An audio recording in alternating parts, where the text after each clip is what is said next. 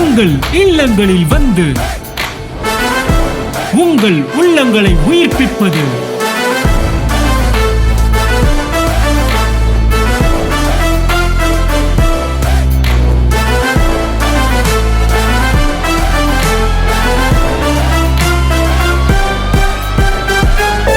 உங்கள் channel DJ.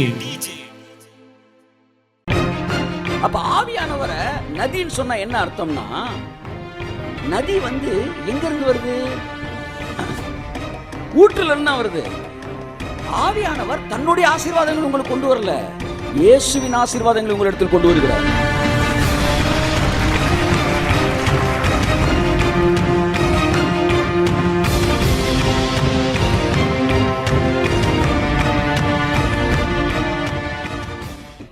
என் அன்புக்குரியவர்களே, போன வாரம் 2-3 வாரமாக பார்த்தோம்.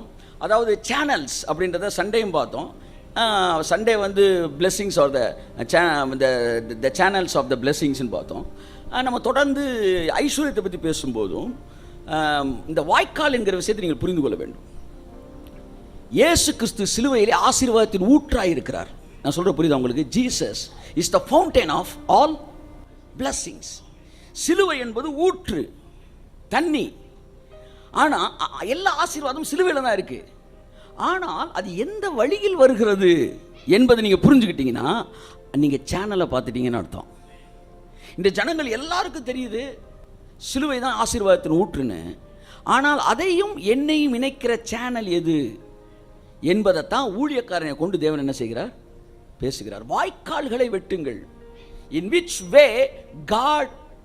வே God opens the channel, in which way God blessing you, through which way, எந்த சேனல் வழியாக தேவன் உங்களை ஆசீர்வதிக்க விரும்புகிறார், எந்த சேனல் வழியாக உங்களை ஆசீர்வதிக்கிறார் என்பதை நீங்கள் கண்டுபிடிச்சிட்டிங்கன்னா நீங்கள் அந்த ஃபவுண்டனோட கனெக்ட் ஆகிட்டீங்க. ஆமென். இன்றைய தேவை, ஜனங்களுக்கு ஃபவுண்டனை பற்றி தெரியும், ஆனால் சேனலை பற்றி தெரியல. தேவன் எப்பவுமே ஆசீர்வதிக்கிறான்னு நேரடி ஆசீர்வாதத்தை கொடுக்கல, ஒரு சேனல் வழியாக தான் கொடுக்குறாரு. நல்லா கவனிங்க. இன்னைக்கு காலையில் நான் பேசிக்கிட்டு இருந்தேன். சாலமோன் பாஸ்டர் உனக்கு நான் ஞானத்தை கொடுத்தேன் அப்படின்னாரு. சொன்ன உடனே டக்குன்னு ஊரில் இருக்க ஞானம் ஃபுல்லாக அவனுக்கு டக்குன்னு வந்து என்ன செய்யலை? உட்காரல. ஒரே நாள் நைட்டு அவன் ஞானவான என்ன செய்யலை? ஆகலை. ஆனால் ஒரே நாள் நைட்டில் அவன் ஞானவான் ஆயிட்டான். அதற்கு பிற்பாடு இந்த ஞானம் எந்தெந்த வழியிலலாம் அவனுக்கு வந்துச்சு தெரியுமா உங்களுக்கு? எறும்பின் இடத்தில் அவன் போன உடனே எறும்பிட்டேருந்து ஒரு ஞானம் அவனுக்குள்ள சேனல் ஆகி வருது. காட்ஸ் பிளெஸ்ஸிங்கு, அந்த விஸ்டம் அவனுக்கு சிலந்தி பூச்சி வழியாக வந்துச்சு, எறும்பு வழியாக வந்துச்சு, குழிமுயல் வழியாக வந்துச்சு, வந்து பாருங்க வரை ஆடுகள் வழியாக வந்துச்சு. அப்படி பல வழிகளில் வருது. இதெல்லாம் சேனல். ஆமென் சொல்லுங்க. இந்த சேனலை க்ளோஸ் பண்ணிட்டு தேவன் வந்து ஆசீர்வாதத்தின் ஊற்றுக்காரனா, அவர் ஊற்றுக்காரனர் தான். ஆனால் உங்களோடத்தில் கொண்டு வந்து சேர்க்கக்கூடிய சேனல்ஸை நீங்கள் பார்க்கணும். அப்போ மற்றவங்களுக்கும் அந்த எல்லாமே இருந்துச்சு. ஆனால் மற்றவங்க எறும்பை பார்க்கும்போது அவனுக்கு ஒன்றுமே தெரில, மற்றவனுக்கு வந்து சிலந்தி பூச்சியை பார்க்கும்போது ஒன்றுமே தெரில. ஆனால் இவனுக்கு பார்க்கும்போது அது சேனலாக மாறி ஞானம் அவனுக்குள்ளே பிரவேசிக்கிறது. அப்படித்தான் உங்கள் வாழ்க்கையிலே தேவன் வைத்திருக்கிற ஆசீர்வாதங்களை சில சேனல்ஸ் வழியாக கொண்டு வருகிறார். அந்த சேனல்ஸை அண்டர்ஸ்டாண்ட் பண்ணும்போது அதன் வழியாக உங்கள் ஆசீர்வாதம் வருகிறது நீங்கள் புரிந்து கொள்ள முடியும். ஒரு 3 வாரமாக அந்த சேனல்ஸை நம்ம பார்த்துக்கிட்டு இருக்கிறோம். முதல் வாரம் சோயிங் இஸ் த சேனல்னு பார்த்தோம். நல்லா கவனிங்க. இயேசு வந்து ஆசீர்வாதத்தை ஊற்றுக்காரனர், பரிசுத்த ஆவியானவர் நதி என்று பைபிள் சொல்லுது. இயேசு யாரா? ஊற்று, ரட்சிப்பு என்கிற ஊற்று. பரிசுத்த ஆவியானவர் என்பவர் நதி. அப்படின்னா என்ன அர்த்தம்னா, இந்த ஊற்றை உங்கள்கிட்ட கொண்டு வந்து சேர்க்கிறதுக்கு பேர் தான், கையை தட்டுங்க, காவிரி எங்கேயோ தோன்றுகிறது. ஆனால் அங்கே தோன்றனால நான் இங்கே ஆசீர்வதிக்கப்பட முடியாது. ஆனால் காவிரி அந்த ஆறு வந்து என்ன சேர்க்குது, என்னை கனெக்ட் பண்ணுது. அப்போ சிலுவையின் ஆசீர்வாதங்களை அது அங்கே இருக்க வரைக்கும் ஊற்றா இருக்கு. ஆனால் உங்களை ஆசீர்வதிக்கணும்னா அந்த ஊற்று வந்து இங்கே வர்றதுக்கு ஒரு சேனல் தேவை. அந்த சேனலுக்கு பேர் தான் நம்ம ஆறுன்னு சொல்கிறோம். அந்த நதி பாய்கிற இடமெல்லாம் என்ன செய்கிறது? ஜீவராசிகள் பிழைக்கிறது. அப்போ ஆவியானவரை நதின்னு சொன்னால் என்ன அர்த்தம்னா, நதி வந்து எங்கேருந்து வருது? ஊற்றிலிருந்து தான் வருது.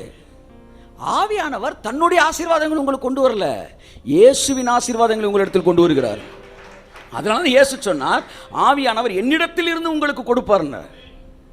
அப்போ ஆவியானவர் ஆறுனா ஒன்றுமே கிடையாது. இந்த வைகாரிங்கனுக்குள்ளே இருக்கு. இந்த வைகாரால யாருக்காச்சும் பலன் இருக்கா சொல்லுங்க?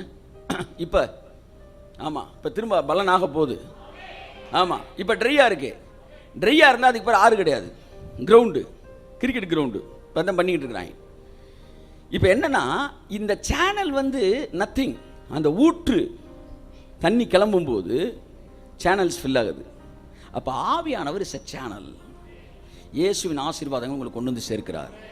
ஆமென். அவர் உங்களுக்கு ஒவ்வொன்றாய் சொல்லிக் கொடுத்து அந்த சேனல்ஸை ஓப்பன் பண்ணி உங்களை ஆசீர்வதிக்கிறார். ஃபர்ஸ்ட் வீக் பார்த்தோம், சோயிங் இஸ் த சேனல். ஆசீர்வதிக்கிறார். தேவன் ஐஸ்வர்யத்தை தரார், ஐஸ்வர்யத்தை தராரு. நம்ம ஐஸ்வர்யவான் ஆக்கும்படி அவர் சிலுவையில் தரித்திரரானார். எல்லாமே நடந்துருச்சு. இப்போ அந்த அந்த நதியை, அந்த மன்னிக்கும், அந்த ஊற்றை, பொங்கி வழிகிற அந்த ஊற்றை உங்கள் லைஃபுக்குள்ளே ரிலீஸ் பண்ண போகிறது எது தெரியுமா? இந்த சேனல்ஸ். அந்த சேனலில் ஃபஸ்ட்டு பார்த்தோம் சோயிங். ஆமென். சரியான நிலத்தில் விதைப்பது என்பதை குறித்து பார்த்தோம். Good land, try land. எங்கே விதைக்கணும்? மனுஷன் கைடன்ஸில் விதைக்கணுமா, காட்ஸ் கைடன்ஸில் விதைக்கணுமா? எல்லாரும் விதைக்காத ஒரு நிலத்திலே ஈசாக்கு விதைத்தான். ஏனென்றால் தேவன் சொன்னார், இந்த நிலத்தில் நீ விதைக்கணும்னு.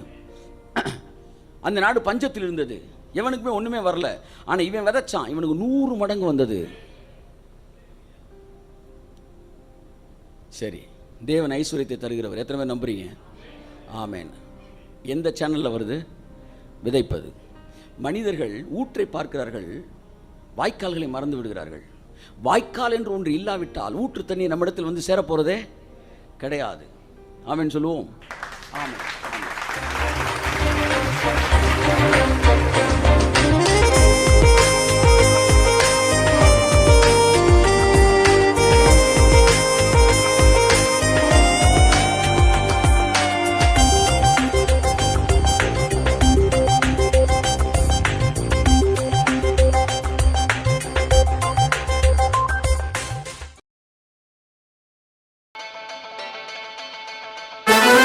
உங்கள் இல்லங்களில் வந்து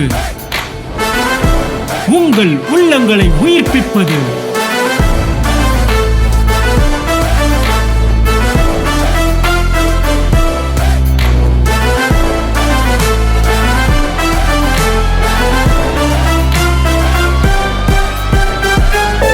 உங்கள் சேனல் டிஜே.